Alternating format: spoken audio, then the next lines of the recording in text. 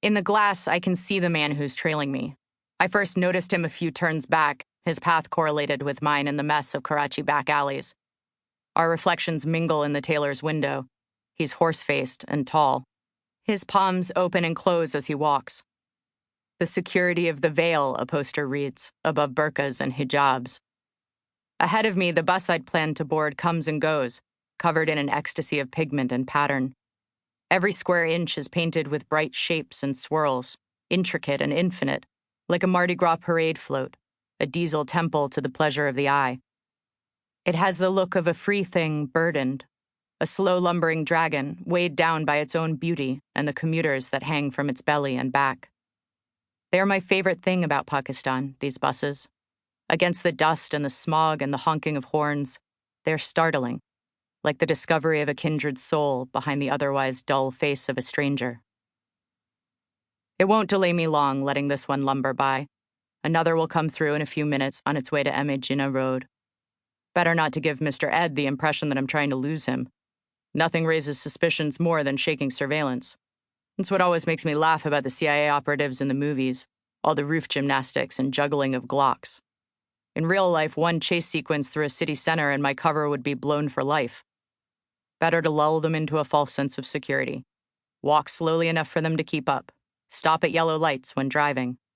Give them a good look each time I come and go. In other words, bore them to tears. Then slip out and save the Bond business for when they've been left to tranquil sleep. I can see Mr. Ed fiddling with cooking utensils at a market stall while we wait. It's not clear which flavor of surveillant he is. First guess is usually the local service, a counterintelligence officer from the government of whatever country I'm in. But in this case, I'm not so sure. Pakistani intelligence operatives are good at what they do. Their surveillance teams are usually 6 or 7 strong, so that they can swap out the guy who's trailing me every few turns to minimize the chance I'll notice. This man seems to be alone. Not only that, but there's a foreign angle to his face. Despite his traditional dress, the kameez worn long and loose over his trousers, he has the air of Central Asia about him. A Kazakh, maybe, or an Uzbek. Most likely he's checking me out in preparation for tomorrow's meeting.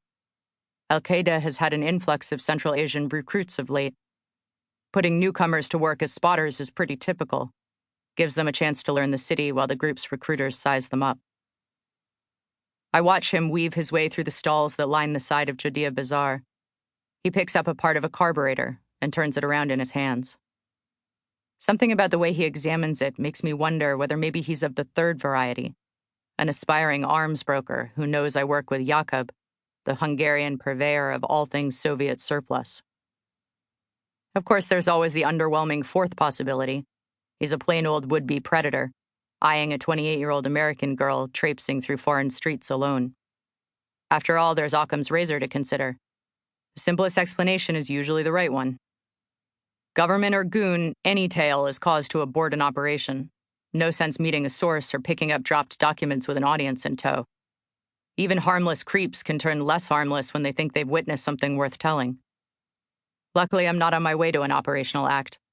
Not until tomorrow. Today is pure reconnaissance. Jakub told me the intersection of Abdullah Haroun and Sarwa Shahid. That was all he knew, he said. He wasn't even supposed to know that. He'd probed his buyers for the info, under the guise of selling them the right bomb for the job.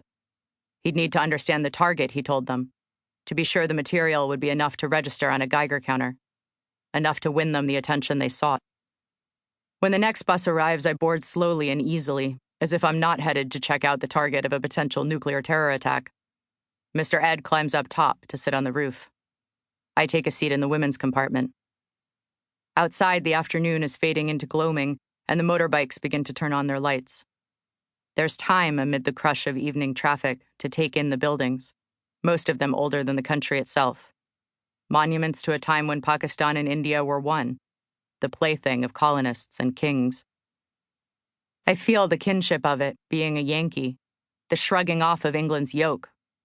I can picture the men and women around me tossing crates of tea into the ocean in their chemisas and shawls. We are rebel lands, they and us. If only all that rebellion didn't spill quite so much blood.